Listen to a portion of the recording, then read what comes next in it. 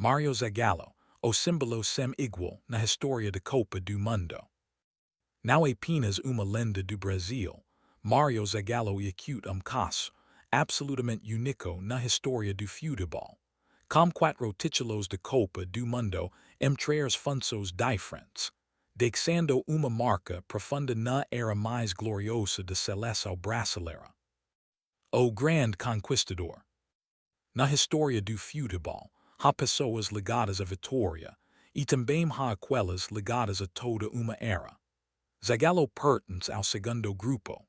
Ele não apenas conquistou a Copa do Mundo, como também esteve presente em alguns dos capítulos mais brilhantes do futebol brasileiro, desde o período de explosão de Pelé até a era de Ronaldo Nazário. Em esporte que muda rapidamente, onde dinasties geralmente duram apenas alguns anos, Zagallo foi uma exceção rara. Homem que se manteve no topo durante 4 décadas. Todo jogador sonha em erguer a valiosa taça dourada. Alguns transformam esse sonho em realidade. Mais raro ainda acute conseguir isso mais de uma vez. Mas Zagallo foi além de qualquer padrão comum. Ele venceu a Copa do Mundo 2 vezes como jogador, e depois repetiu o feito como treinador e auxiliar técnico. 4 vezes no topo do mundo. Isso claramente não acute apenas feito, mas uma forma de domínio histórico. O que torna a história de Zagallo especial não está apenas no número de títulos, mas também na forma como ele as conquistou. Ele não era a maior estrela em campo, nem treinador revolucionário e barulhento.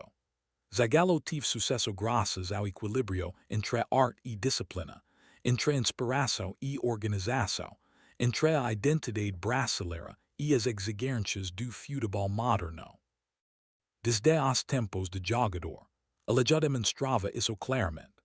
Na seleção brasileira de 1958, onde Pelé garantia diretamente todos os alheiros, Zagallo era peça silenciosa, mas essencial.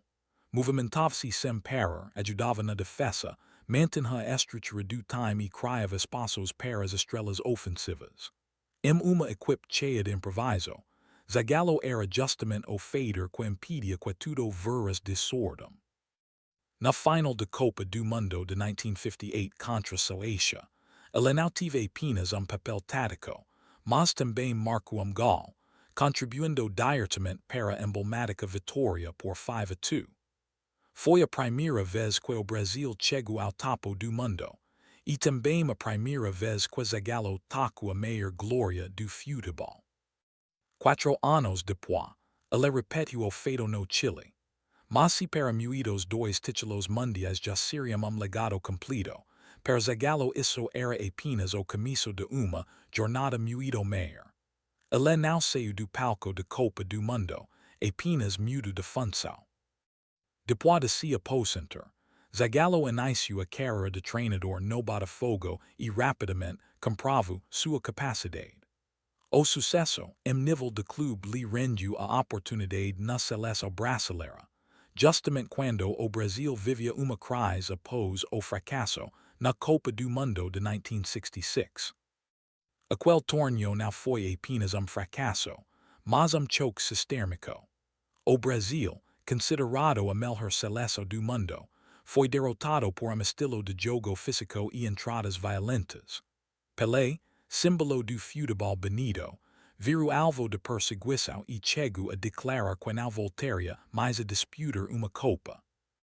Nesse contexto, o Brasil precisava de alguém capaz de unir 2 mundos, preservar a essência do samba, mas ser realista o suficiente para enfrentar futebol cada vez mais duro. Zagallo era a escola mais adequada. Quando a arte foi organizada e o futebol atingiu o estado de perfeição. A Copa do Mundo de 1970 não foi apenas torneio bem-sucedido para o Brasil. Foi o momento em que o futebol brasileiro alcançou o equilíbrio perfeito entre arte e ciência, entre liberdade e estrutura. E no centro dessa transformação estava Zagallo. Uma das decisões mais importantes de Zagallo foi Abandonar o icônico esquema forte das Copas de 1958 e 1962 e adotar o 433. Isso não foi apenas uma mudança numérica, mas ajuste filosófico.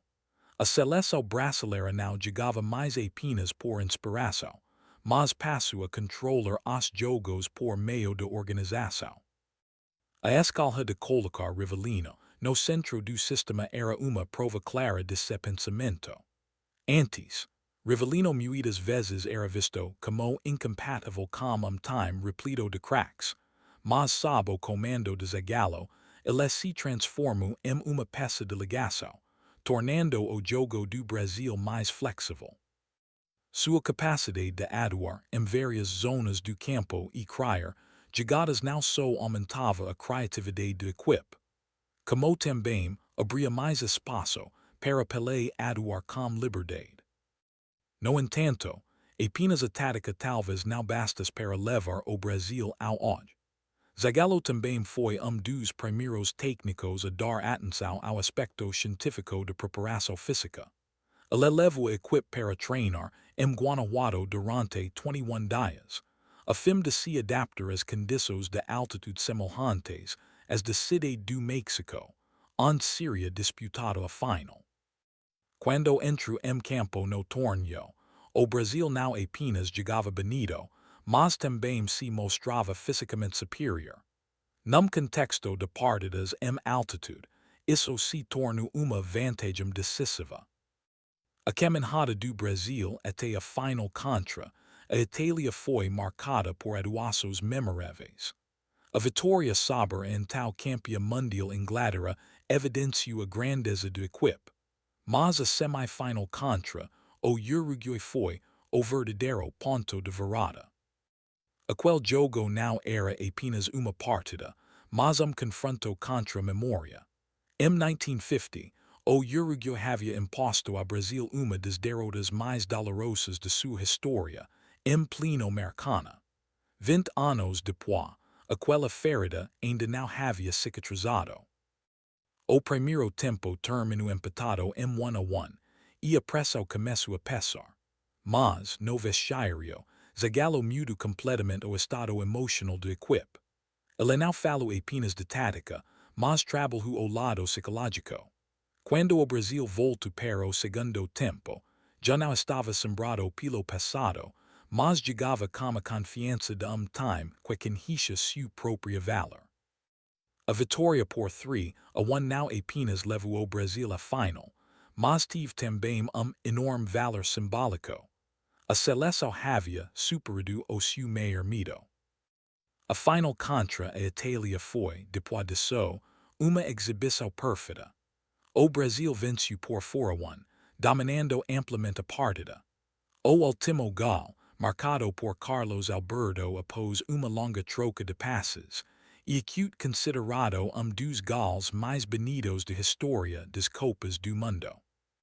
Ainda assim, o que torna aquele gol especial não apenas a técnica, mas a filosofia por trás dele. Ali estava a combinação perfeita entre disciplina tática e liberdade criativa, exatamente o que Zagallo havia construído para os artistas do samba. A Copa do Mundo de 1970 não foi apenas o terceiro título mundial da seleção brasileira. Ela se tornou padrão de grandeza para qualquer equipe da história e representou o auge de carreira de Zagallo como treinador. O homem que manteve viva chama ao longo dos ciclos do futebol brasileiro. Depois da Copa de 1970, Zagallo não desapareceu do futebol do elite. Ele continuou presente, às vezes no centro das atenções, às vezes nos bastidores, mas sempre fazendo parte de momentos decisivos. Ele levou o Brasil à semifinal da Copa de 1974, trabalhou no Oriente Médio e chegou até mesmo a classificar os Emirados Árabes Unidos para a Copa do Mundo de 1990 pela primeira vez em sua história, feito marcante. Mas sua maior importância nesse período posterior surgiria quando o Brasil, mais uma vez, precisou reencontrar a própria identidade. No inicio dos anos 1990, o futebol brasileiro atravessava uma crise de identidade. Ainda havia jogadores talentosos, mas a seleção já não era mais aquela equipe admirada por todo o planeta. O futebol bonito, por si só, já não garantia vitórias. Em 1994, Zagallo voltou à seleção como auxiliar de Carlos Alberto Pereira. Era Brasil muito diferente, mais pragmático, mais disciplinado e menos espontâneo. Mas justamente nessa mudança Zagallo voltou a desempenhar papel importante. Ele era a ponte entre passado e presente, entre a lembrança de Brasil brilhante e a realidade de uma equipe que precisava vencer a qualquer custo. Sua influência não estava necessariamente nas decisões diretas à beira do campo, mas na forma como ajudava a moldar a mentalidade vencedora. A final contra a Itália terminou sem gols após 120 minutos. Na disputa por penaltis, o italiano Roberto Baggio, de seu famoso rabo de cavalo, desperdiçou a cobrança decisiva e deu ao Brasil o quarto título mundial de sua história. Mais uma vez, Zagallo estava presente naquele momento histórico. 4 anos depois, ele voltou a comandar a seleção brasileira na Copa do Mundo de 1998.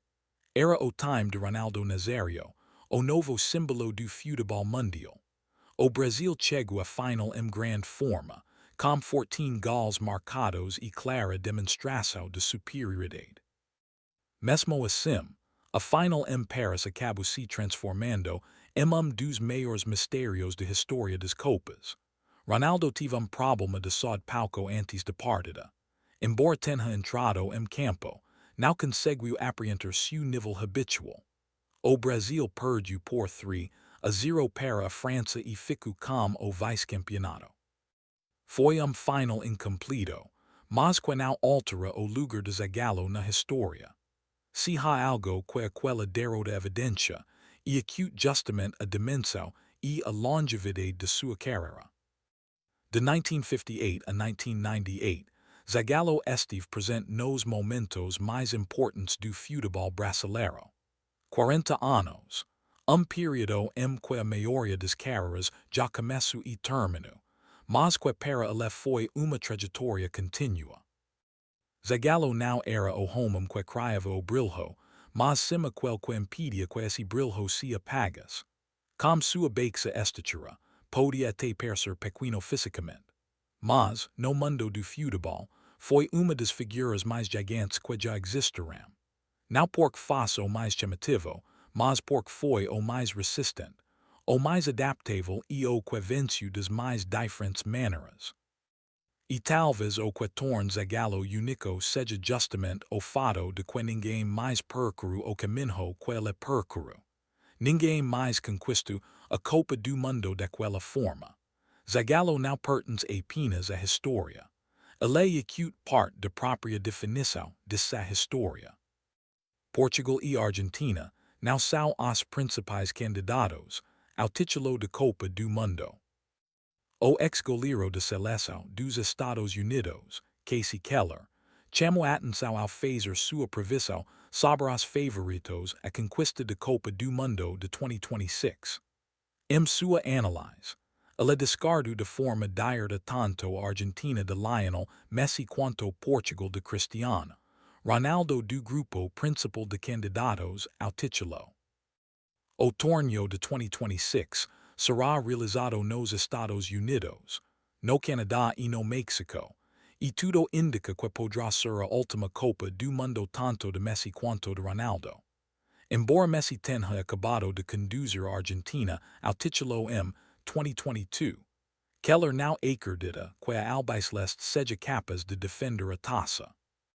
Em vez disso, o ex-goleiro, que passou por clubes como Tottenham e Fulham, destacou trazer seleções europeias, Espanha, França e Inglaterra. Segundo ele, essas sim são as principais candidatas ao título. Em entrevista Jackpot City Casino, Keller afirmou: será que Ronaldo pode vencer a Copa do Mundo desta vez? Eu now vijo Portugal conseguindo isso.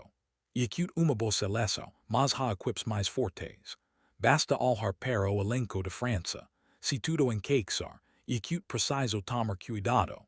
A Espanha claramente e acute muito forte. E eu também gosto muito do elenco de Inglaterra. Eles precisam estar entre os principais candidatos ao título. Ele acrescento. Não acho que a Argentina consiga repetir o sucesso. E o Brasil? Sem tanta pressão, será que pode surpreender, especialmente considerando que o rendimento recente não vem sendo tão estável. Pessoalmente, continuo escolhendo Espanha, França e Inglaterra. So espero que a expectativa não vire peso excessivo, porque todos sabem como o torcedor inglês costuma se empolgar rapidamente quando a seleção dá algum sinal positivo. Mesmo sem receber tanta confiança de Keller, Argentina e Portugal continuam despertando enorme atenção graças à presença de dois dos maiores craques da história do futebol moderno. Messi e Ronaldo somam juntos 13 bolices de ouro e construirão carreiras repletas de recordes.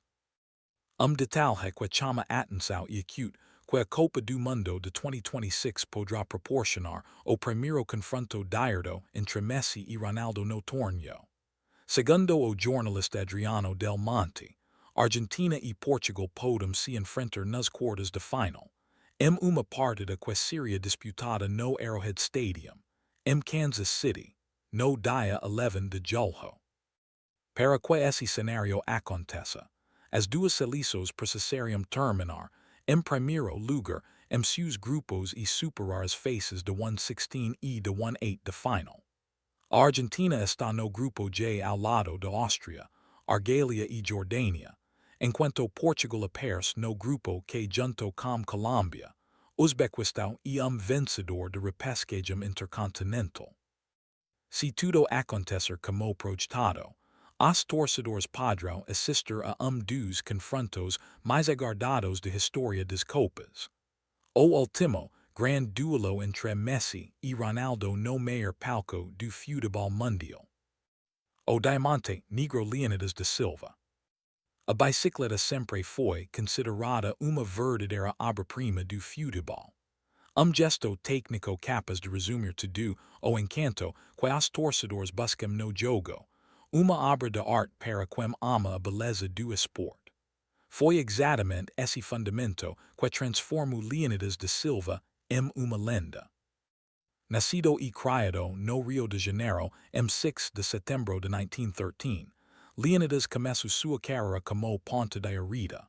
Seu porte físico parecia mais adequado para atuar pelos lados do campo do que como centroavante.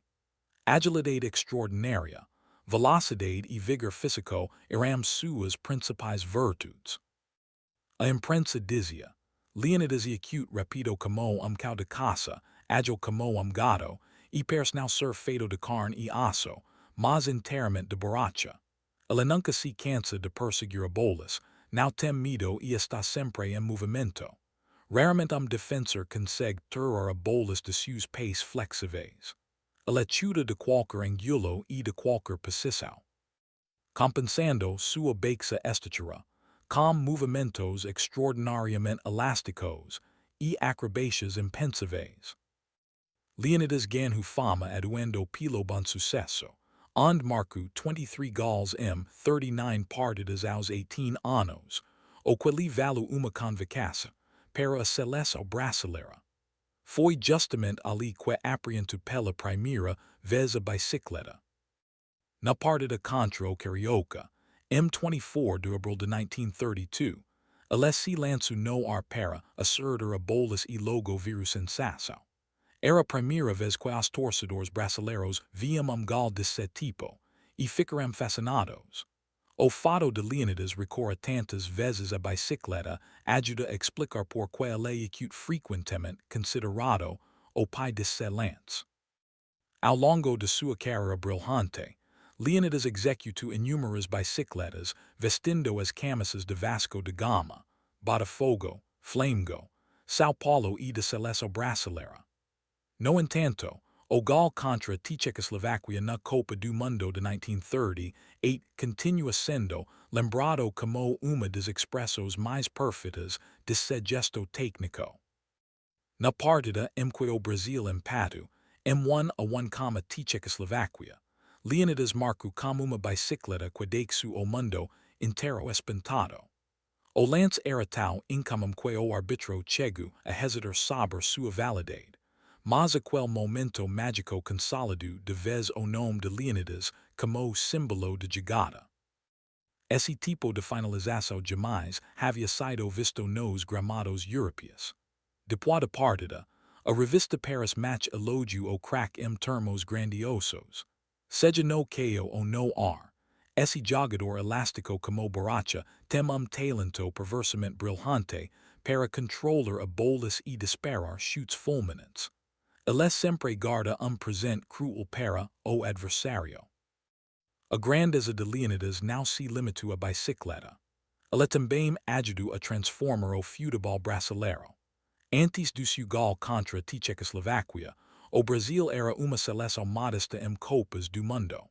Mas a partir do Mundial de 1938, a seleção passou a se afirmar como candidata ao título, posição que manteria por décadas. Isso também foi possível graças a uma profunda mudança social no Brasil.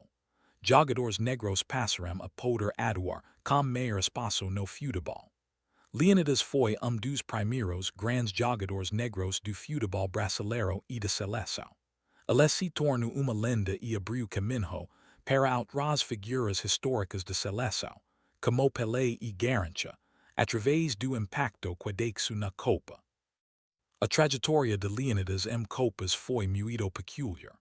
Na Itália, em 1934, ele disputou apenas uma partida, justamente na eliminação do Brasil ainda na primeira fase, em derrota por 3-1 para a Espanha. Leonidas marcou o único gol brasileiro daquele jogo. Se sua primeira Copa foi uma lembrança amarga, a de 1938 virou lenda. Leonidas chegou ao torneio como dos jogadores mais temidos do futebol mundial, enquanto a seleção brasileira já mostrava clara evolução. O primeiro adversário foi a Polônia, e o resultado final foi eletrizante 6-5. Foi a única partida da história dos grandes torneios com mais de 10 gols, e diferença final de apenas gol. Naturalmente, tornou-se dos confrontos mais dramáticos de todos os tempos.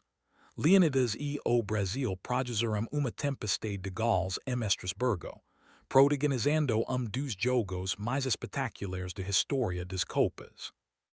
O hat-trick de Leonidas no primeiro tempo colocou o Brasil em vantagem por 3-1 no intervalo. A Polônia, porém, não se entregou e reagiu até empatar em 4-4. Mesmo assim, a seleção não desanimou. Leonidas marcou mais uma vez antes de Romeo fazer o gol de vitória por 6-5. Como houve igualdade no tempo regulamentar, a partida precisou de prorrogação. Leonidas voltou a marcar para colocar o Brasil em vantagem, ajudando a equipa a avançar até a semifinal contra a então campeã Itália, embora já estivesse sofrendo com o desgaste e a violência dos adversários. As lições acabaram tirando Leonidas de semifinal em Marselha. A Itália soube aproveitar e venceu por 2-1, a caminho do seu segundo título mundial consecutivo.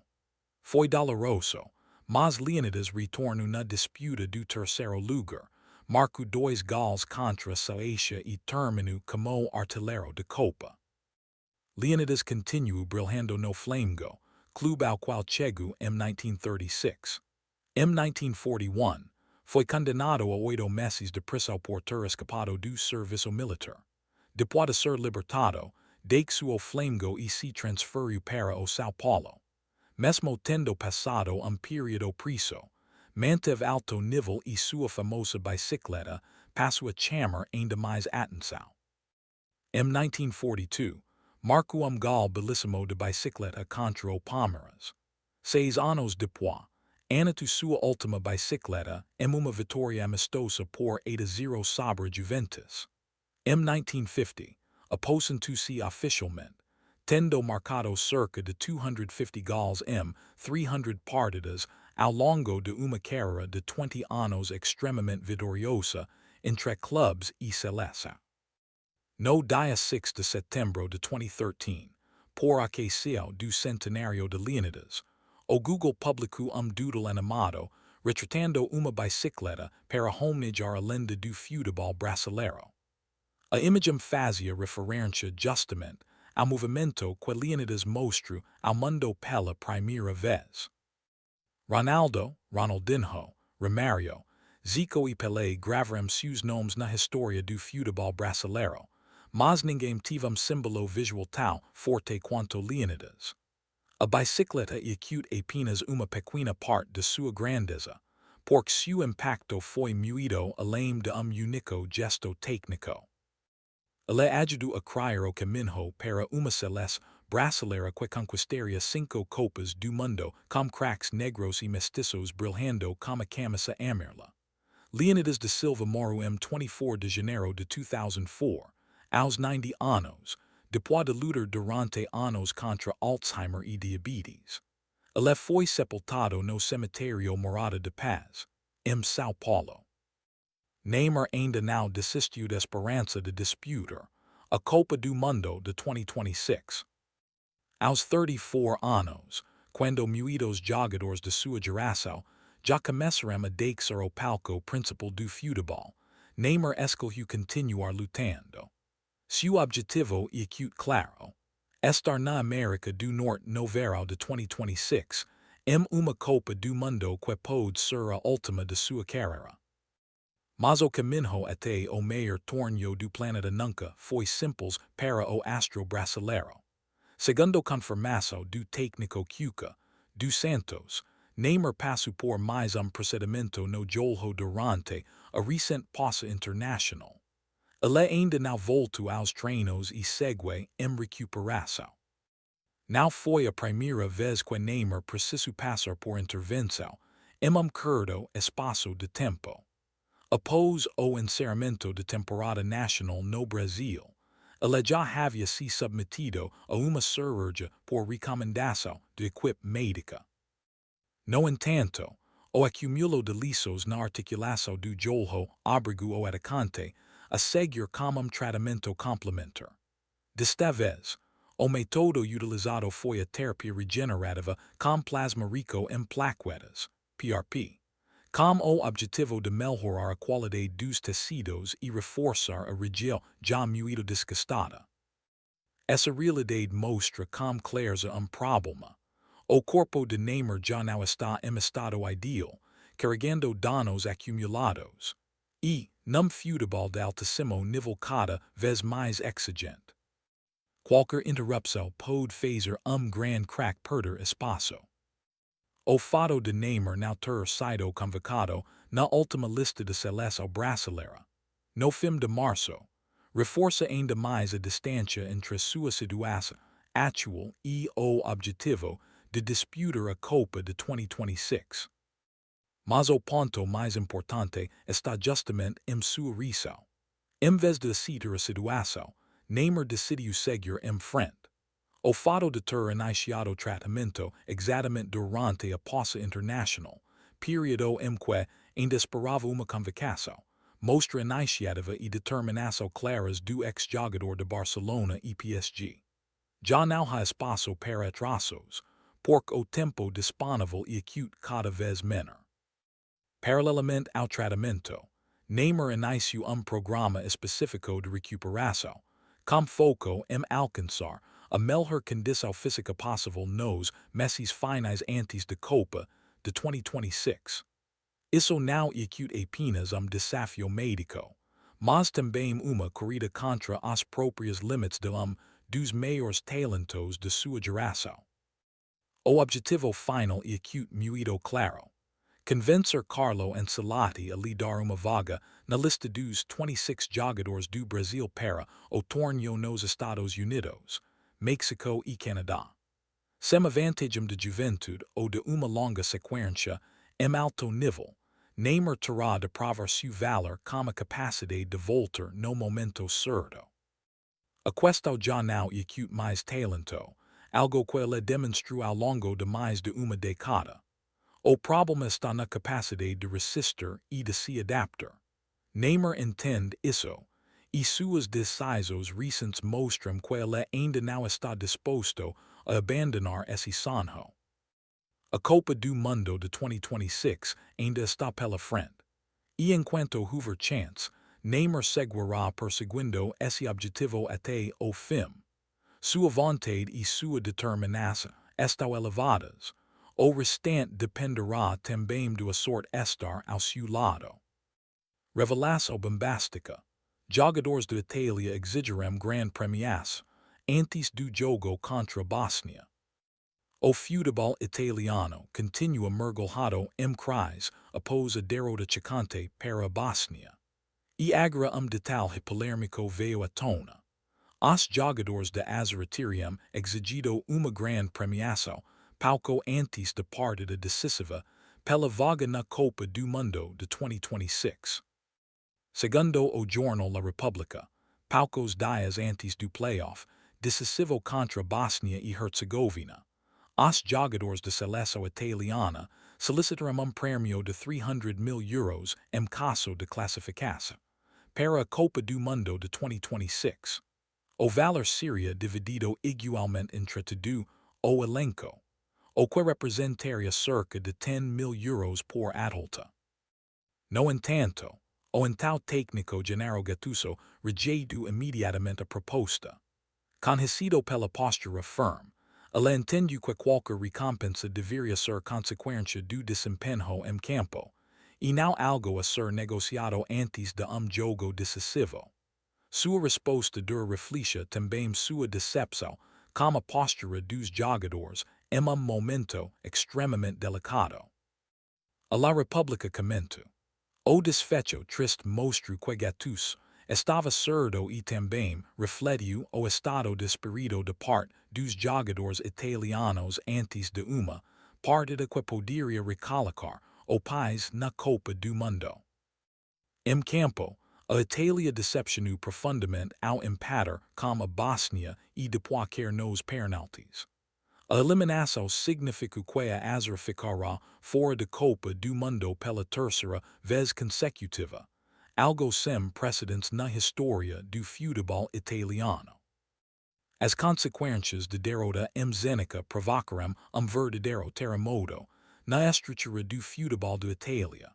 Gattuso renunciou logo depois da partida, apesar das tentativas de alguns líderes do elenco de convencer-lo a permanecer. Ele deixou claro que não poderia seguir após o time falhar diante da expectativa nacional. E a crise não parou por aí. O presidente da Federação Italiana de Futebol, FIGC, Gabriel Gravina, e o chefe de delegação, Gianluigi Buffon, também deixaram seus cargos, lançando o sistema em processo de reconstrução total. A revelação do pedido de premiação aumentou ainda mais a indignação pública. Muitas opiniões apontam isso como sinal claro de falta de humildade e de distorção na mentalidade da atual geração de jogadores. Quando o espírito de luta e o orgulho de representar a camisa passam a ser colocados ao lado do fator financeiro, o resultado pode ser uma derrota histórica. Agora, a Itália é acute obrigada a olhar para uma reforma profunda, desde a cultura de celeste até a forma de montar o elenco.